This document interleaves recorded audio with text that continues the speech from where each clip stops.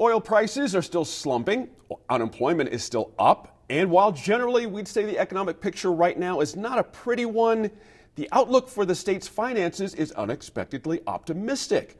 This week, lawmakers heard that economists expect more money to be available for the next budget when they arrive at the Capitol, in person or online, of course, for the legislative session. And Diane Snyder, a couple things here. One, there's almost $170 million in new money for the next year's budget. And two, state reserves are expected to be at better than 30%. That's a pretty rosy outlook. How can lawmakers turn that money into making life better for New Mexicans? Well, spend it on helping the small businesses for one thing, but I think the thing that we need to be very careful about is we know that if the incoming administration is the one that actually takes place, then they have made it very clear, and I don't care how you state it, they've made it very clear that they will not be the big supporters of the oil and gas industry. And since we rely so much on that, I think that our legislators in this coming session have to balance the current need with what the possibility of having little to no money coming in next year. Because, and one of the things, if the COVID continues, then gross receipts taxes will be going down. Taxes of all kinds will be going down. So that will reduce the amount of income coming in. And then you get into who's going to be in charge of the money. I mean, we all know there are going to be major changes in the staffing, starting with the president pro tem. One of the things that I find interesting is the total change in the Republican Party in the Senate is how so I don't know if there are going to be new alliances or if there are going to be all-out battles to get the money and where it's going to be. Yeah, that's a good so question. I think it's going to be a difficult time. Yep. I appreciate having three ex-legislators, by the way, talking about this subject. This is interesting, budget issues. And Senator Griego, Senator Snyder just made an interesting point. We may be looking good now, but do we have a bit of a lit fuse in the background, meaning a lot of the gross receipts have plummeted upwards of 40%, and so down the road, whatever money we have is going to be gone? How do you see this from your ex-legislator point of view? Well, the one thing we haven't talked about is there in the bill that's likely to pass, hopefully, Congress, is a pretty substantial chunk for state governments. It's north of $1 billion, $1.5 billion actually. So if that happens and that isn't derailed with all the politics happening in Washington, that there's going to be a big federal piece to this that's going to help us through the next year.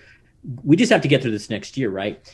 Look, oil and gas, regardless of... Hey, let me stop you there. When you say just have to get through this next year, do you mean you're assuming a rebound back to previous COVID levels or around the corner? No, I think the economy, most people think, including the forecasts that you heard, are that if we can get through the next year with some help from the federal stimulus, the inevitability of the oil and gas sector is that it's phasing out regardless. They're not, there is no magic bullet. Even if we all decided like we're going to do a single renewable energy, green energy thing, it's not sustainable. The industry itself is not sustainable. So as we ramp up green energy, as we diversify our economy into lots of other sectors, that's how the economy is going to adjust. It's something we should have been doing for the last 20 years. But that transition is already happening. You saw the Netflix things happen. There's a lot of industries that are really going to start to really diversify the New Mexico economy. And we've been kind of forced into it. But even without this pandemic, we have to transition away from those revenue streams. The federal government hopefully will help us through this really tough period that we're going to have in the next year. The fact that there is a big chunk of reserves is going to help us. And I think it's just really, honestly, it's making it through the next year and a half and then really kind of reconfiguring our economy as we've already started doing to really rely on a much more diverse set of revenue sources. And one more thing, like we've got to really take a look at where our tax structure again, because there is still a really not so progressive tax structure, and we have to pass things like capital gains reform. We have to ask the richest folks in the state to do more, and we have to roll back some of those corporate tax cuts that never have really come to fruition in terms of jobs. If we really diversify our revenue streams, we don't have to be so reliant on oil and gas, and we can actually get to a long-term sustainable budget. Dan Foley, let me pivot here a little bit. Interesting. Senator Snyder made mention of this. A lot of new faces in the legislature coming up this next session. Who's going to be the difference maker up there in your view? What person are you going to be watching closely? Well, clearly you're going to have to watch the new Senate Republican leader. I mean, that's that's been Stuart Ingalls since I think Christ was a choir boy, and so that's going to be a different. That's going to be a definite change. I mean, Stuart. People don't realize that from the stories that I was told when I first got up there that when Stuart first got elected, him and Tim Jennings shared an office together. The way it was set up, that they actually worked together in the same office. So you have kind of the old guard, get along, come to compromise type stuff. How about Mimi Stewart? How about Mimi Stewart? What do you think the impact of her is going to be? Oh, listen, Mimi was progressive before progressive was cool. I mean, when I was in the legislature, we just called her far left. Mimi, I hope that Comrade Eric and his group are recognizing Mimi for her foundation of progressivism in New Mexico at some point, because she was doing this progressive stuff long before anybody else would talk about it. I mean, I remember when I was in the legislature, Mimi was the outlier, right? Mimi was that's the far left over there, and so I think that the one thing I will say though is don't underestimate her. Okay.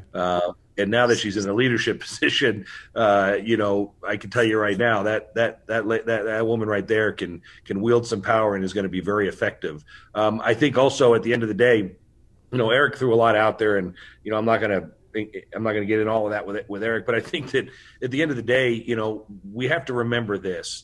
By Constitution, we have to have a balanced budget. There's a reason why you're hearing from the economists like you do now. They work for the legislature. And, every time that I was there, you got those guys in there. Everything is based on oil and gas. And you just squeeze those guys until you come up with the number you need to back into the budget you want.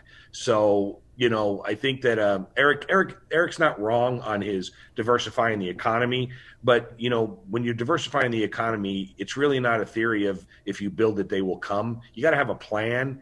And, when we start looking at attracting sustainable jobs and bringing people to this state, we don't have water. We don't have the things that are needed. We have a horrible crime situation. I mean, businesses are not wanting to relocate here. So, let me jump in here real quick and let me ask Eric about the same question about Mimi Stewart. There's a lot of things on the table. Early childhood disbursements from the land grant permanent fund, as you know, repeal of the abortion decriminalization. There's a lot of things. Recreational marijuana. I can't, ignore that. What's your sense of the impact Mimi Stewart's going to have in this new position? Oh, she's a force. I mean, she's got as much experience as anybody up there, and she's tenacious. I think she is progressive. I think that she understands that she's got to be representing as the entire body. The pro tem is supposed to work with everybody, but she also knows, because she's been fighting for this stuff for 20 years.